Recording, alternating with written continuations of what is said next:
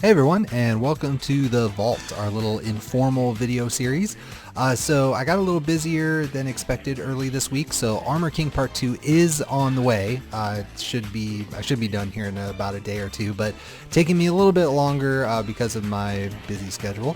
So I figured I would whip something up real quick, just kind of let you guys know I'm still here, still alive, all that good stuff. So not as much editing, of course, in these videos, and I wanted to do something that was a little bit more beginner friendly, I guess you could say.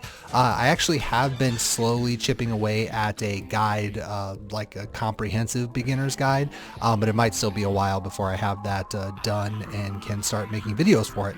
So in the meantime, somebody in our Discord mentioned that doing a video on practice mode might be a good idea, and I thought that was a good idea as well. So we might do a more comprehensive practice mode guide down the road.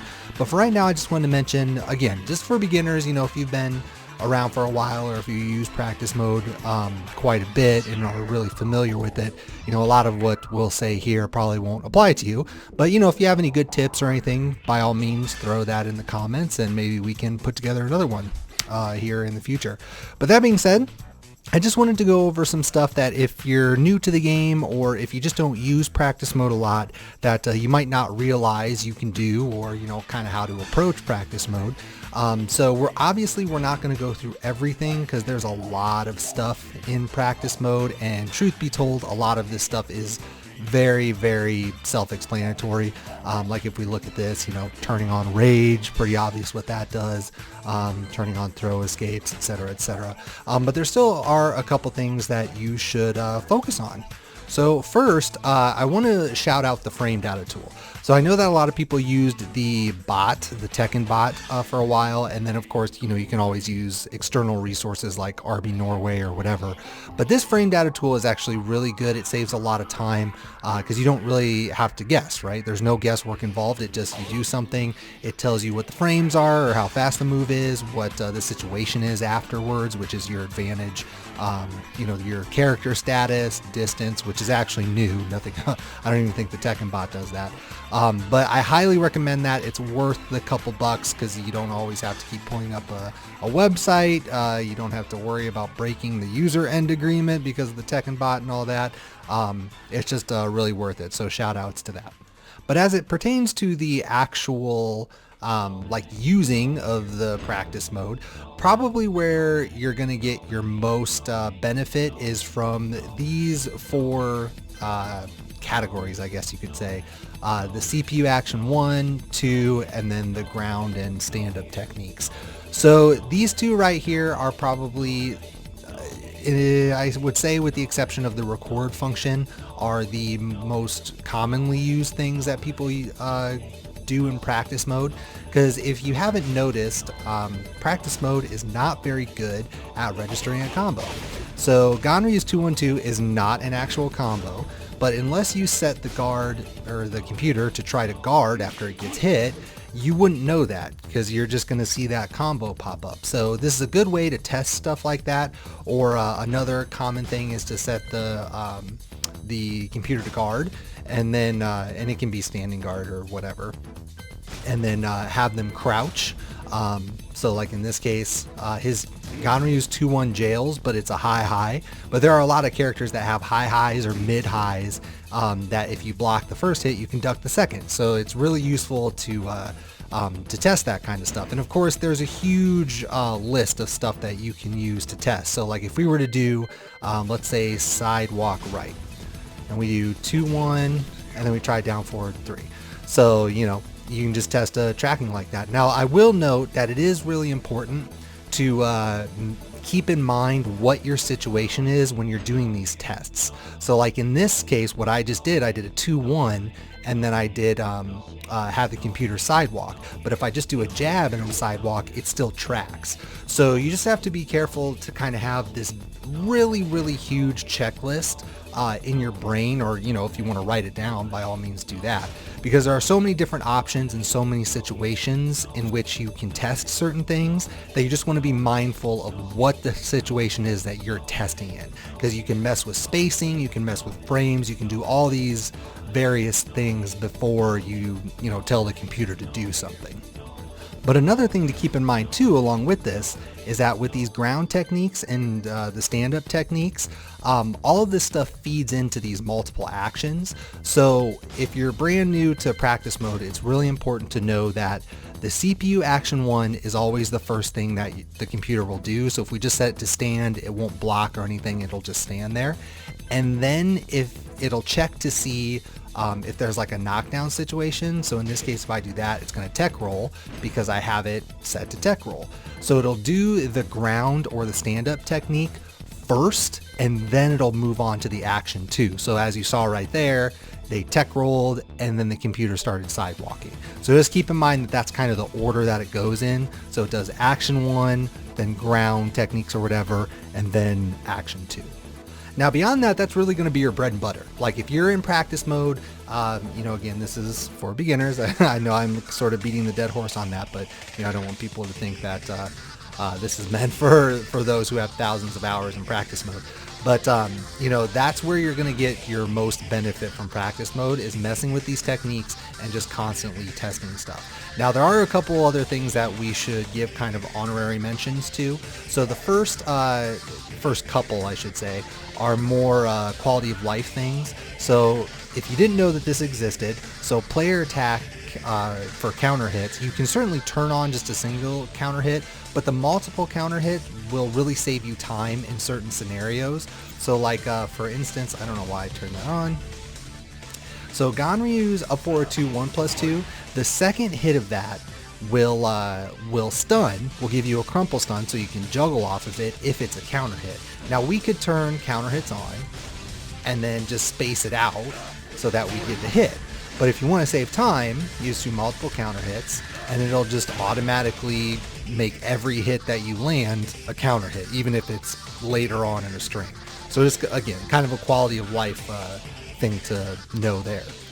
And then another thing I wanted to mention as well is, let's turn this off. If we go to the restart positioning, now again, a lot of these are self-explanatory, like if you want to turn your opponent around, set them to back, that stuff's pretty easy to figure out.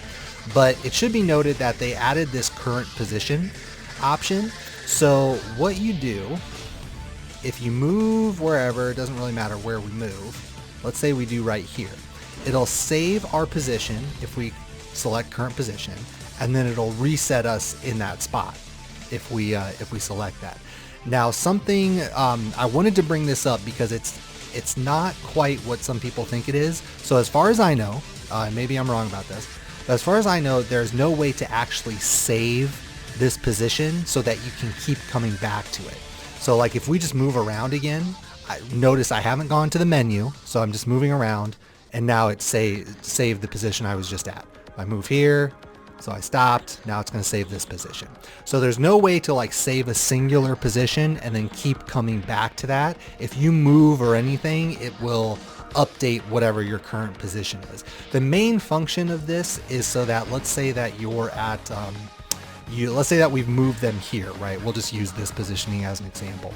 If I wanted to change my opponent's status, so let's say I wanted to ground them. So without having to find this position again or like try to maneuver my opponent's body on the ground into this position, I'm already here. I just set whatever I want them to be, and then I can reset it, and I won't move. So that's the primary function of that. It is an unfortunate situation. It would be nice to be able to like save a certain position, but I wanted to bring that up in case anyone runs into that and you're not quite getting, or you're not quite getting what you want, because I would love a function like that, but it just doesn't work that way. Okay, and then the last thing that I was going to mention here is the record function. So beyond this little section right here, which is, one of the main things that you'll be using, probably the second biggest, or for a lot of people, maybe the most used option is the record function. So when you record an action, and we'll actually record a couple here just so I can kind of show people, or show you guys what's going on. So obviously you control your opponent for a certain amount of time, and then you can record an action. So this is useful for a lot of different reasons. So as you might have noticed, if we use any of these options, we're forcing the computer to play defense, right? But if you want to test something yourself, like to see if you can do it, then it's important to do the record function so that you can practice the defense yourself. Or maybe there's something in here that you realize, oh wait, I can't really get the computer to do that, so I'm just going to record them doing it and then we'll go from there. So there's a lot of different ways that you do that. Or with practice, for your own practicing and trying to get better.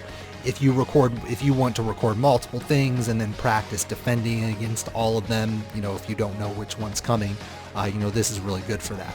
So on that note, keep in mind that these numbers that you see in the middle column here, so these are relative percentages. So if something's at 100%, that means it's always in the bucket for the computer to choose that when it's, picking at random which one of these recordings to use. But if I were to set that, it works, well, I think I just said the relative percentages, but like, let's say I move this one down to 50%. So this is always a possibility to get pulled when the computer decides what it's going to do. Whereas this one, I've reduced it to 50%. So it should, if you were to have the computer run this a bunch of times, it should pull this second recording half as much as this one. So hopefully that makes sense, but it's just relative percentages. So like if you have everything set at 100, then there's an equal chance of everything to get pulled from the computer. If you have everything at 0, then it won't do anything. So, just kind of that kind of thing. And then of course, the interval between actions just speeds up how long it pauses before doing one of the recordings. All right, so that's all I wanted to talk about. Again, I know that it's very surface level, and we can always go into other stuff, other practice stuff later on.